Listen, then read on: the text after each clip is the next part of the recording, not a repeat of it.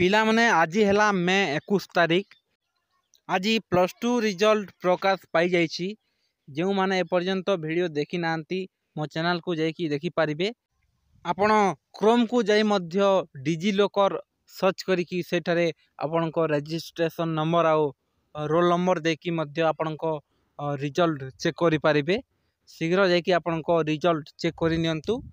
आउ जहारो भी मार्क कम अछि, जो भाई भौणी मानक मार्क कम अच्छी से माने व्यस्त हेबार किछु कथा नहीं। 2-3 दिन अपेक्षा करंतु।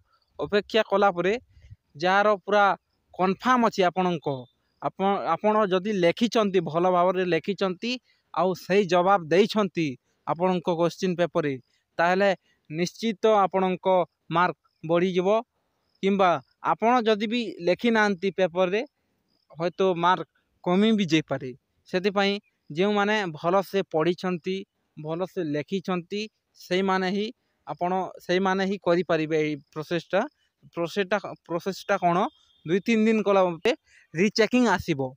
रीचेकिंग आपण माने करि नेबे हला। जे माने भल से पाठ पढ़ी छंती से माने ही करिबे रीचेकिंग, न हेले आपणक मार्क कमी जाई पारे। हौ 2-3 दिन अपेक्षा करंतु कोन होची देखिबा।